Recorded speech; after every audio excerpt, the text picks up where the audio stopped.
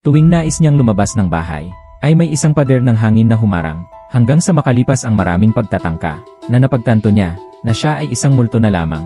Ang dating pamilyar na bahay, ay hindi na kanya. May mga bagong nakatira, tapos alis din. Kahit hindi nila nakikita, nararamdaman nila ang mga bakas niya. Lumang sakit. Akala niya, may iwan siyang mag-isa sa isang lugar na walang pakialam sa kanya. Hanggang sa araw na ito, may lumipat na batang lalaki sa bahay na kasing edad niya. At tulad ng ibang mga nakatira roon, ang unang nakakita sa bata, ay ang alagang hayop lang sa bahay. Pero pagkatapos, habang nagtatanggal ng sapatos ang bata, ay di sinasadyang nahawakan niya ang isang nakatagong kompartamento sa aparador. Dahil sa kuryosidad, binuklat niya ang pulang album na ito. Nakasulat sa unang pahina ang pangalan ng bata. Mga kupas na litrato, mukhang matanda na. Parang hindi ko namalayan, napunta siya sa mga litrato kung saan malaki na ang babae. Dito ka pala dati nakatira. Pero sa likod ng album, walang nakalagay na litrato. Habang binabalik niya sa naunang pahina, biglang nasara ang album. Siyempre, hindi alam ng bata, gawa lang ito ni Xiaoyu. Akala niya lang may kakaiba sa album. Habang binabaliktad, isang singsing ang tahimik na nahulog sa sahig. Kinabukasan, pumasok ang bata sa paaralan. Ang sakit sa kanyang paa. Pinahanap niya ang singsing. Parang may mahiwagang kapangyarihan ang mga hiyas sa itaas. Nakaakit sa kanya. Sinuot niya ito sa kanyang kamay. Wow, hindi ba ito ang singsing ko? Ano? Hindi makapaniwala ang bata. Akala niya ay guni-guni lamang. Sinuot niya ulit ang singsing. Naku, nakikita mo ba ako? Nakikita mo. Ang kakaibang pangyayaring iyon, ay nagpanginig sa kanya. Ngunit nang maisuot na niya ang singsing sa daliri, muli na namang sumulpot ang babae. Huwag mo na sanang gawin yan. Napakawalang galang. Kinuha ng batang lalaki ang album ng litrato. Kinumpirma niya ang babaeng nakita kanina. Siya nga ang nasa litrato, si Xiaoyu. Samantala ang singsing, ay dahan-dahang lumulutang sa ere. Tiniyak niyang walang masamang intensyon ang kaharap. Sinubukan niyang isuot ulit ito. Iri. Pakiusap, huwag mo nang tanggalin. Pakiusap. Nagpakilala si Xiaoyu. Taos pusong mga mata, na nagpatiwala sa bata na hindi siya masamang tao. Pero isang batang babae na hindi nakikita ng iba. Bigla na lang kaming naging magkasama sa isang bahay. Ikinagulat din ito ni Aaron, at matagal siyang nakapagproseso. So wala ka na nga. Paano ka naman nakabalik? Nagsimulang magbalik tanaw si Xiaoyu. Nang araw na yon ay bumisita siya sa museo. Nakakita ako ng isang magandang singsing. Dahil sa kuryosidad, kinuha niya ito at sinuri ng mabuti. Nang dumating ang gwardiya para mag-ikot, dali-dali niyang itinago ang singsing sa kanyang kamay. Nagsinungaling siyang naliligaw siya, at nagkamali ng pasilyo sa museo. Pagkalabas niya ng museo, doon niya lang napagtanto, nasa kanya pa pala ang singsing. Habang iniisip kung paano ibabalik, isang sasakyan na nawala ng kontrol, ay bumangga ng diretsyo sa kanya. Naku! Tapos bumalik na ako sa kwarto. Kwarto na natin pala ngayon. Hindi rin niya alam, kung ano ba talaga ang nangyari. Ang natatandaan lang niya ay simula noon, para siyang nakakulong sa bahay, hindi makalabas, at hindi rin makita ng iba. Kapag nag-focus lang siya, kaya niyang mahawakan ng ilang bagay, kaya sumuko ka na lang. Ang nanay ni Aaron, ay pilit siyang pinapasok sa paaralan, kaya naman tinanggal niya ang singsing. Naiisipin na lang niya mamaya, ang pakikipagkapiling sa 100 taong gulang na multo. Pagdating sa bagong paaralan, agad na nilapitan si Aaron ng isang babaeng Asyano. Diretso niyang sinabi, na baka sinundan siya ng multo. Kung may kailangan ka, pwede mo akong lapitan anumang oras. Ingat ka, ang lolo ko ang nag-iisang nagtitinda ng mga libro tungkol sa mga multo sa bayan. Isa rin akong paranormal vlogger. Naisip ni Aaron, na pag-inarte lang ito. Pagkatapos magpalitan ng contact number, ay dali-dali siyang umuwi. Nag-alangan siya ng sandali, at muling sinuot ang singsing.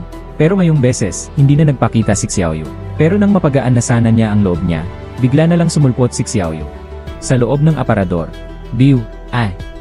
Uy, Diyos ko, bakit ka pa nandito? Nandito lang ako. Kailangang aminin ni Aaron, na talaga siyang sinapian ng multo. Isang simpleng lalaki lang naman siya, na gustong mabuhay ng simpleng buhay. Kaya naman kinausap niya si Xiaoyu, kung pwede bang kunwari hindi nila nakita ang isa't isa, para bumalik na ang lahat sa dati, bago pa nila matagpuan ang singsing. Pumayag naman si Xiaoyu. Nalungkot na ako ng mahigit 100 taon. Paano ko naman hahayaang mawala ang ganito kagandang oportunidad? Kakatapos lang tanggalin ni Aaron ang singsing niya, nasa tabi lang siya, at inayos ang upuan. Anong ginagawa mo? Sino ang magandang babaeng yan? Si Taylor. nakakulong ng mahigit 100 taon. Hindi siya nakakaugnay sa mundo sa labas, lalong-lalo na sa mga sikat na mga awit. Pero nang malaman niyang musikero siya, sobrang na-excite si Xiaoyu. Dahil mahilig din siya sa musika noong nabubuhay pa siya, nakapasok pa nga siya sa paaralan ng musika, at ang pinapasukan ni Aaron, doon din sa paaralang iyon. Pero dahil sa pagkamatay ng ama niya, bihira nang mahawakan ni Aaron ang kanyang instrumento. Bakit? Kasi, ikaw, pwede bang huwag mo nang ilipat-lipat ang upuan? Nakakatakot ito, may assignment pa ako. Salamat.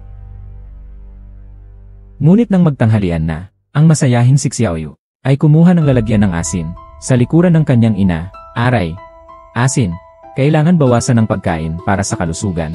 Wala nang magawa si Aaron, kaya kinausap niya ulit si Xiaoyu. At nakipagkasundo siya rito ng 3 kondisyon. Pwede na niyang isuot ang singsing, basta huwag na huwag siyang manggugulo ulit kay mama. Hindi iyon matatanggap ni mama. May multo raw sa bahay na 100 taon nang nakatira. Tumango si Xiaoyu bilang pagsang-ayon. Ngunit sa paglalarawan ni Allen, natuklasan niya ang katotohanang hindi niya matanggap. Sino raw yung multo na sinasabi mong 100 taon na? Akala niya noon, na siya lang ay nakulong ng mahigit 20 taon. Hindi niya alam na 1 siglo na pala ang lumipas sa labas. Nanghihinayang siya. Sa hindi niya alam kung gaano karaming mga bagong bagay ang napalampas niya, bigla na lang, dumaan ang kamay niya sa bintana. Muli-mulig in-check ni Xiaoyu ang harang na pumipigil sa kanya, at wala na nga talaga. Problema ito ng singsing na ito, hindi ang bahay ang nagkulong sa akin, kundi ang singsing na ito. Kung nasaan ang singsing, doon ako pupunta. Muling nakalanghap ng sariwang hangin. Si Xiaoyu ay tuwang-tuwa na parang bata. Pakiusap niya kay Aaron, na dalhin siya sa maraming lugar. Si Aaron naman ay wala nang magawa, pero humiti pa rin siya at pumayat. Nasamahan ang kanyang bagong roommate, upang maranasan ang bagong mundo. Ang mga kasuotan ng mga tao sa daan, at ang mga kakaibang teknolohiya, ay lubos na nakapagpagulat kay Xiaoyu. Sa pamamagitan ng internet, lalo pa niyang nalaman, sa loob ng mahigit 100 taon, nagsaparan ang mga pagbabago sa mundo. Pagsapit ng gabi, hindi mapigilan ni Xiaoyu ang kanyang pag-aalala sa may bintana. Pinangarap niyang maging piloto. Ngunit ngayon ay nakakulong siya rito. Ni minsan ay hindi man lang siya nakasakay sa eroplano. Nilalapit siya ni Aaron, kung buhay pa siya. Marahil ay naging isang magaling na piloto rin siya. Pero babae ako. Ilang babaeng piloto ba ang mayroon? Si Amelia Earhart. Isa siyang pambihira. Bukod doon, tama. Kaya mo rin namang maging katulad niya. Dahil ang mga kababaihan sa bagong panahon, ay matagal nang hindi na limitado ng kasarian. Habang nag-uusap, ang kamay ni Aaron, ay tila naramdaman ang presensya ni Xiaoyu. Nang unti-unting umiinit ang paligid, dali-daling naghanap ng dahilan si Aaron. Sabi niya, maaga pa siyang papasok bukas. Ipagtatapos na niya ang nakakahiyang sitwasyon na ito, pero narinig iyon ni Xiaoyu, at nagmakaawa pa na sumama sa pagpasok sa eskwela, dahil iyon ang dating lugar niya. Gusto rin niyang malaman ang mga pagbabago roon. Napabuntong hinina na lang si Aaron, at sakto namang araw ng Halloween noon, ang ibang mga kaklase ay nagbihis na parang mga multo. Siya lang ang may dalang tunay na multo sa paaralan. Ngunit sa kalagitnaan ng daan, biglang pinigilan siya ni Kini, kahit hindi niya nakikita si Xiaoyu. Lagi niyang nararamdaman na sa tabi ni Allen, parang mayroong ibang bagay. Sinangga ni Allen si Xiaoyu. Iiwas ko na sanang tanggalin ang singsing, pero nakita ako ni Kini, agad niya itong nakilala, na ang singsing na ito ay hindi pangkaraniwan. Pagbalik ko, natagpuan ko nga ito sa isang lumang libro, at nalaman ko ang pinagmulan nito. Ito ay isang kayamanan mula sa isang paraon ng Ehipto, pero wala namang mahika sa itaas, kundi may sumpa pala. Ang mataas na pari, para hindi sila magkahiwalay ng kanyang sinta, ay sinumpa ang sinumang makakakuha ng singsing, at pag pinaghiwalay ang dalawang singsing, ay agad na sasapitin ang kapahamakan, at magiging multo na, magpakailanman nalilipat-lipat sa mundo, at ang paraan para maalis iyon ay napakasimple lang. Ibalik lang sa isa't isa ang dalawang singsing, at tapos na. Nang mga oras na yon, dumaan si Aaron sa silid ng piano, at nakita niya si Xiaoyu, na malungkot na tinatapatan ang mga piano case. Naintindihan niya, na ang batang babae ay matagal nang nag-iisa. Marahil ang tanging makakaaliw sa kanya ngayon, ay ang musika lamang. Umupo si Aaron sa tabi ni Xiaoyu, at kinuha ang kanyang gitara na matagal na niyang hindi nagagamit. Dalawang tono ang nagsasama at nagkakaugnay, na bumubuo ng isang nakakaantig na himig. Parang ayaw pang matapos ni Xiaoyu. Sa araw na ito ang pinakamagandang araw sa loob ng halos 100 taon, at si Aaron ay nagpakasaya na rin. Nagpasya siyang gawing mas makahulugan ang gabing ito. Dinala niya si Xiaoyu sa maliwanag na lungsod ng New York. Dumaan sila sa mga eskinita, at pumasok sa isang masayang salu-salo. Puno ito ng tawanan at sigla. Napawi rin si Xiaoyu sa kanyang pagkamangha. Ito ang tinatawag na Gatsby Party. Gusto mo ba? Gustong-gusto ko. Parang hindi maipaliwanag. Si Xiaoyu noon ay nakasalamuhan ng mga tao. Pareho silang nagtaka sa una. Pagkatapos ay masayang nagyakapan. Ibig sabihin, makakapag-enjoy si Xiaoyu sa sayawan na parang isang totoong tao. Sa tugtog ng jazz, nagsuot sila ng mga damit pang sayaw at sabay na umakyat sa entablado. Abala at nagmamadali. Natapos ang unang sayaw. Sa loob ng isang siglo, pag-ibig na umaapaw, lalong naglapit ang dalawa. Sa nakakabulag na mga ilaw, ginugol ang isang romantikong gabi. Kinaumagahan, nagmamadaling. Tinawag ni Kenny si Allen sa tindahan. Sinabi niya kay Allen ang tungkol sa sumpa ng singsing, at natagpuan na niya ang isa pang singsing na nasa museo ngayon sa New York. Pero may masamang balita na dapat niyang malaman. Sa subasta bukas, ang singsing na ito ay iaalok ng hindi nakikilala ang nagbebenta. Ito na marahil ang huling pagkakataon para maibalik ang singsing. Pero ano kaya ang mangyayari sa kaluluwa na nagmamay-ari ng singsing kapag naibalik na ito? Hindi ko alam, pero siguro mawawala na ang sumpa ng singsing at mapapalaya na ang kaluluwa. Iyon ay pumunta sa dapat nilang puntahan, parang nawalan ng kaluluwa. Hindi naman dapat umiiral ang mga multo, matagal na silang patay. Kung hindi sila mawawala, magiging bilanggo sila rito magpakailanman. Walang alam kung gaano katagal, at palagi nilang gagawin. Mag-isa lang. Hanggang sa wakas, parang ang daming gumugulo sa isipan ni Aaron. Matagal na niyang may gusto kay Xiaoyu, pero ayaw naman niya.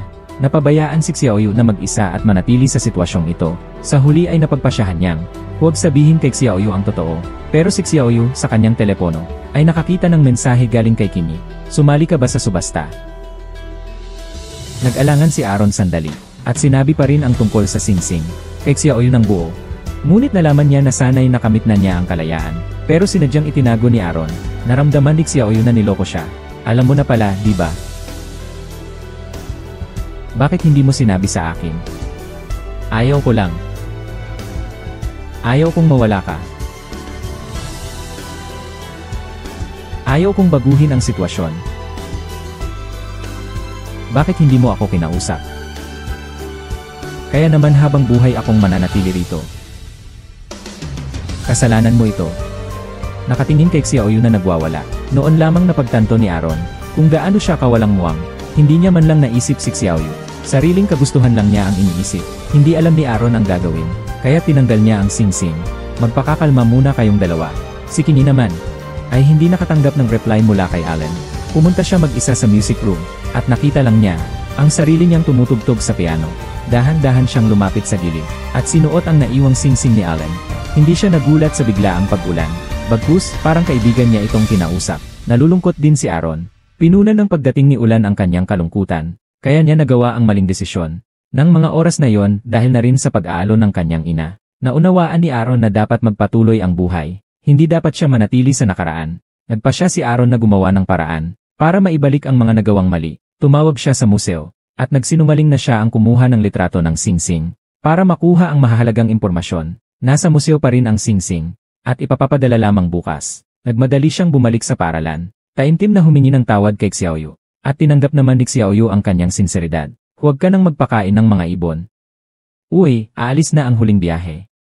Sa tulong ni Kenny, nagmaneho sila patungong New York. Kasama si Xiaoyu ang multo. Walang silbi ang lahat ng security system. Di nagtagal, nakakita rin sila ng isa pang singsing. At nangangahulugan din ito na oras na ng paghihiwalay. Ang mga mata ng dalawa ay di napigilang mamuo ng luha. Pagkatapos ng masuyong pagpapaalam, tinanggal ni Aaron ang singsing. At pinanood si Xiaoyu habang unti-unting nawawala. Hindi na rin niya napigilan ang pagtulo ng kanyang mga luha. Habang kumikislap ang puting liwanag, bumalik si Xiaoyu sa nakaraan. Bago pa dumating ang mga gwardiya, ibinalik niya ang singsing sa dati nitong kinalalagyan. Nang makalabas siya ng museo, ang sasakyan ay nadaanan din siya. Ang lahat ng nangyari noon, parang isang panaginip lang ang lahat para sa kanya. Si Aaron na lang ang nasa bahay, ang patuloy na nagbabalik tanaw sa kakaibang kwento nilang dalawa. Muli niyang binuklat ang album. Ngunit ang dating blangkong espasyo ay napuno na ng mga bagong litrato.